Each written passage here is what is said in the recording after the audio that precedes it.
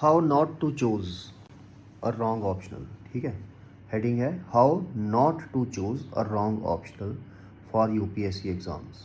ठीक है, तो देखो यूपीएससी क्लियर करने के लिए सबसे इम्पॉर्टेंट चीज़ है सही ऑप्शनल सब्जेक्ट को चूज़ करना। इससे इम्पॉर्टेंट डिसीजन और दूसरा कोई भी नहीं है, क्योंकि एक ऑप्शनल सब्जेक्ट ही है जिसके अंदर 2 पेपर्स होते हैं, 250 multiply by 2 equal to 500 marks के, जिसमें आप अच्छे मार्क्स लो तो आप यूपीएससी क्लियर कर सकते हो। क्योंकि जीएस में ऑलमोस्ट सबके मार्क्स एट पार आते हैं, एसए में भी ऑलमोस्ट सबके मार्क्स एट पार आते हैं। ऑप्शनल सब्जेक्ट ही एक ऐसा है जिसमें आप बाकियों से लीड ले सकते हो। लेकिन यहाँ पर अनफॉर्चुनेटली, क्योंकि यूपीएससी एक ऐसा एग्ज़ाम है जिसके लिए हम ये सोचते हैं कि लाखों लोग दे रहे हैं तो इसमें बहुत टफ़ पेपर आएगा, मेरी तैयारी भी उस हिसाब से होनी चाहिए। तो जब कोई चीज़ टफ़ लगती है ना लाइफ में, जब भी कोई चीज़ दुनिया में टफ़ लगती है ना, तो हम उसके प्रति जो है वो कॉन्शियस हो जाते हैं इतना ज़्यादा कॉन्शियस हो जाते हैं कि फसी डिसीजंस लेते हैं, कंफ्यूज्ड हो जाते हैं, टेंशन ज़्यादा लेते हैं, एक तरह से आप हिंदी में कहो कि वहमी हो जाते हैं। तो वहम का कोई इलाज नहीं होता। ठीक है, तो लोग इस चक्कर में गलत ऑप्शनल चूज़ कर लेते हैं। देखो, जब भी कोई चीज़ टेंशन देती है तो हम उसके बारे में ज़्यादा सोचते हैं, जब भी हम किसी चीज़ के बारे में ज़्यादा सोचते हैं उस चीज़ के बारे में हम गलत डिसीजन लेंगे। ये दुनिया में याद रखना चीज़। जब भी किसी चीज़ को हम नॉर्मली लेते हैं उसके बारे में हम सही डिसीजन लेंगे। ठीक है, जब भी किसी चीज़ के बारे में ज़्यादा टेंशन लेंगे उसके बारे में हम गलत डिसीजन ले लेंगे, क्योंकि हम केयर बहुत ज़्यादा करते हैं। अब देखते हो कि बच्चों की जो माँ होती है तो वो अपने बच्चे को इतना प्यार करती है, इतना प्यार करती है, इतना प्यार करती है कि सर्दियों में उसने उसको इतने कपड़े पहनाए होते हैं, नीचे हाफ स्लीव स्वेटर भी, वेस्ट्स भी, 2-2 स्वेटर, ऊपर जैकेट, सिर पे कैप, 2-2 सॉक्स, शूज़, और उसमें बच्चा बीमार हो जाता है। जब डॉक्टर के पास जाओ तो डॉक्टर कहता है इसके इतने कपड़े के क्यों पहनाए हैं। आप हॉस्पिटल में जाओगे ना तो लोग, आप ये चीज़ बहुत देखोगे तो कि माँ ने बहुत सारे कपड़े पहनाए होते हैं और ना वो बाप की सुनती है ना वो किसी और की सुनती है, वो अपना ही करती है। ऐसे ही आप लोग भी किसी की नहीं सुनोगे, आप अपनी करोगे, क्योंकि आप इतने टेंस हो, इतने केयर कर रहे हो यूपीएससी के बारे में, अपने एग्ज़ाम के बारे में इतने केयर कर रहे हो कि आप गलत डिसीजन लोगे ही लोगे, आपको कोई रोक नहीं सकता। ये वीडियो बनाने का यही मकसद है कि आप इस बारे में थोड़ा जागृत हो जाओ और आप अपनी इस चीज़ को जानो कि हाँ, मैं गलत डिसीजन ले रहा हूँ या ले रही हूँ। ठीक है, तो ये प्रोसेस कैसे चलता है गलत डिसीजन लेने का ऑप्शनल के बारे में, इसको देखते हैं। देखो, सबसे ज़्यादा बच्चे जो होते हैं मैंने देखा है कि वो इंजीनियरिंग बैकग्राउंड से आते हैं, क्योंकि आजकल हर कोई लड़कियां लड़की जो भी हो इंजीनियरिंग कर रहा है। वो इंजीनियरिंग बैकग्राउंड से आते हैं और यूपीएससी जब प्रीलिम क्लियर हो जाता है तो फिर वो मेंस की तरफ आते हैं तो ऑप्शनल चूज़ करते हैं। अब उनको कोई कह देता है कि इंजीनियरिंग के सब्जेक्ट्स यहाँ पे नहीं चलेंगे, वो कहते हैं ठीक है इंजीनियरिंग के तो रखने नहीं है। अब पहले वो सोचते हैं कि इंजीनियरिंग के रख ले, लेकिन जब उनको कोई कह देता है कि इंजीनियरिंग के सब्जेक्ट यहाँ चलते नहीं हैं तो फिर वो सब्जेक्ट्स के बारे में सोचना छोड़ देते हैं। अब उनके पास चॉइस बचती है ह्यूमैनिटीज़ के सब्जेक्ट्स।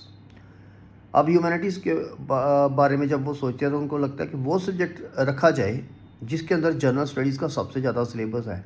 तो लोगों को लगता है कि हिस्ट्री और जोग्राफ़ी और पॉलिटी, ये 3 ऐसे जीएस के कंपोनेंट्स हैं जो किसी ऑप्शनल में मिल जाएं तो वो ऑप्शनल रखा जाए। अब ट्रेडिशनली हिस्ट्री बहुत ज़्यादा इसमें रहता है, प्री में भी रहता है, मेंस में भी रहता है मॉडर्न हिस्ट्री। तो लोग क्या करते हैं, इंजीनियरिंग बैकग्राउंड के लोग भी हिस्ट्री ऑप्शनल रख लेते हैं। जब उसका सिलेबस देखते हैं कहते हैं यार ठीक है, मैंने प्रीलिम में भी ये पढ़ा हुआ है, एंशिएंट भी पढ़ा है, मेडिवल भी पढ़ा है, मॉडर्न भी पढ़ा है, आर्ट एंड कल्चर भी पढ़ा है, तो थोड़ा बहुत तो मेरे को आ ही गया है, चलो अब हम मेंस में भी रखते हैं ये। ठीक है, ये सबसे बड़ी गलती है। क्योंकि आजकल हिस्ट्री ऑप्शनल हिस्ट्री वाले खुद भी नहीं रख रहे, ठीक है। क्योंकि इसका एक ही रीज़न है, बहुत वास्ट है, इतना सिलेबस है कि वो कवर करना मुश्किल है, कहीं से भी क्वेश्चन आ सकता है। अब दूसरी कैटेगरी ये होती है कि वो कहती है कि यार ज्योग्राफी रख लेते हैं, सेमी साइंटिफिक है और लोग कह रहे हैं इंजीनियर जिन्होंने इंजीनियरिंग की है वो उनको सेमी साइंटिफिक सब्जेक्ट रखना चाहिए। तो सेमी साइंटिफिक सब्जेक्ट एक ज्योग्राफी है, एक साइकोलॉजी है, तो चलो हम ज्योग्राफी रख लेते हैं। ये भी हिस्ट्री के बाद दूसरी बहुत बड़ी गलती है, क्योंकि ज्योग्राफी जो ऐसा सब्जेक्ट है ये भी बहुत लेंथी है, ऑलमोस्ट हिस्ट्री के बराबर ही है। हिस्ट्री जितना नहीं है लेकिन हिस्ट्री से थोड़ा सा कम लगा लो, बहुत लेंथी सिलेबस है। मैप्स भी हैं इसके अंदर, पूरे वर्ल्ड की ज्योग्राफी है, फिज़िकल ज्योग्राफी है, जियोमॉर्फोलॉजी है, ह्यूमन ज्योग्राफी है, बहुत कुछ है इसके अंदर। तो मैं तो सीधा सीधा बच्चों को कहता हूँ ये दो सब्जेक्ट कभी भी ना रखो, हिस्ट्री और ज्योग्राफी कभी भी ना रखो अगर आप क्लियर करना चाहते हो एग्ज़ाम, ठीक है। अब आ जाते हैं उन बच्चों पे के ऊपर जो वो सब्जेक्ट रखते हैं कि जो सारी दुनिया रख रही है, एंथ्रो, सारी दुनिया रख रही है, सारे लोग एंथ्रो रख रहे हैं, चलो मैं भी एंथ्रो रख। अरे अगर आपने रेस में जीतना है ना तो वो करो जो कोई नहीं कर रहा, वो मत करो कि जो सब कर रहे हैं, ये बात याद रखना। सारी दुनिया अगर एंथ्रो रख रही है, सारी दुनिया वही बुक्स पढ़ रही होगी जो सारे पढ़ रहे हैं, वही नोट्स पढ़ रही होगी, तो आप भी वही बुक्स और वही नोट्स पढ़ोगे, वही कोचिंग क्लासेस अटेंड करोगे जो सारे कर रहे हैं। तो आप कौन से 30 मार्क कहाँ हो कि आप बाकियों से ऊपर आ जाओगे और आप एग्ज़ाम में टॉप कर लोगे, ठीक है। ये तीसरी वाली कैटेगरी है। अब चौथी कैटेगरी वो है, यहाँ तक मैं कहूँगा कि लोग गलती करते हैं, इसके बाद जो मैं बोल रहा हूँ सब्जेक्ट्स वो गलती नहीं मानूंगा मैं, ठीक है। हाँ, एक सब्जेक्ट और है जो पोल साइंस भी जिसका कोई बैकग्राउंड है नहीं है, हर कोई रखता जा रहा है। अरे पोल साइंस एक ऐसा सब्जेक्ट है जिसमें अगर आपने एमए पोल साइंस किया है ना, या जेआरएफ किया है, नेट किया है, तो रखो। एक आम आदमी इंजीनियर या एमबीए करा हुआ, बीकॉम करके आप पोल साइंस रख रहे हो, इंटरनेशनल रिलेशन रख रहे हो, पॉलिटिकल साइंस की थ्योरीज पढ़ रहे हो, मेरे को कोई तुक समझ नहीं आती और बच्चों की भी समझ नहीं आती बच्चे क्या माइंडसेट लेकर चलते हैं जो ऑप्शनल सब्जेक्ट्स डिसाइड करने के लिए। यहाँ पे भी वही आ जाएगा कि जो सारे रख रहे हैं पोल साइंस तो मैं भी पोल साइंस रख लेता हूँ। अगर आप ये गलतियाँ करोगे तो पास कैसे होगे, ठीक है। वो सब्जेक्ट रखो जो बहुत कम लोग रख रहे हैं, जो कोई भी नहीं रख रहा। मैं नहीं कहता कि आप इंजीनियरिंग के सब्जेक्ट्स रख लो या मैथमेटिक्स रख लो, बट ह्यूमैनिटीज़ के वो सब्जेक्ट रखो जो बाकी कोई नहीं रख रहा, तभी आपका एज होगा ना। क्योंकि आप वो बुक्स पढ़ोगे जो बाकी कोई नहीं पढ़ रहा, क्योंकि बाकी वो सब्जेक्ट रख ही नहीं रहे। यहाँ पर आपका चांस बनेगा कि आप कंटेंट प्रोवाइड करो एग्ज़ाम में, कंटेंट के ही मार्क्स मिलने हैं। तो आप लोगों के लिए अब चॉइस क्या बचती है, सोशियोलॉजी, पब्लिक एडमिनिस्ट्रेशन, साइकोलॉजी। ये 3 सब्जेक्ट ऐसे हैं जो आप रख सकते हो। इसमें मैं सबसे टॉप पे कहूँगा कि पब्लिक एडमिनिस्ट्रेशन रखा जाए, क्योंकि इसमें पॉलिटी पूरी की पूरी आती है, गवर्नेंस पूरी की पूरी आती है। आपने ये भी सुना होगा कि लोग कहते हैं कि पब्लिक एडमिनिस्ट्रेशन में मार्क्स नहीं आते इसलिए इसको नहीं रखो। तो मार्क्स क्यों नहीं आते, क्योंकि पब्लिक एडमिनिस्ट्रेशन का अगर आप सिलेबस देखो तो कुछ भी नहीं है। कुछ थ्योरीज हैं जो एमबीए में भी हैं, इंजीनियरिंग में भी हैं, वो यहाँ पर पब्लिक एडमिनिस्ट्रेशन में आपको मिलेंगी। उनको ग्रेस्प करना बहुत, जैसे साइंटिफिक मैनेजमेंट थ्योरी, ठीक है, उनको ग्रेस्प करना बहुत इजी है। पेपर सेकंड में पूरी पॉलिटी आ जाती है, गवर्नेंस आ जाती है, लेकिन जब आप एक इजी ऑप्शनल की तैयारी करते हो तो आपको कुछ एक्स्ट्रा एफर्ट करना पड़ेगा, एक्स्ट्रा कंटेंट डालना पड़ेगा मार्क्स लेने के लिए। अब सिंपल थ्योरी जो बीकॉम में लिख कर आए हो वही थ्योरी यहाँ पर लिख दोगे यूपीएससी में भी, रियल लाइफ से उसको इंटीग्रेट नहीं करोगे, कोई एग्जांपल नहीं दोगे, पेपर सेकंड और पेपर 1 को इंटीग्रेट नहीं करके चलोगे तो मार्क्स नहीं आएंगे।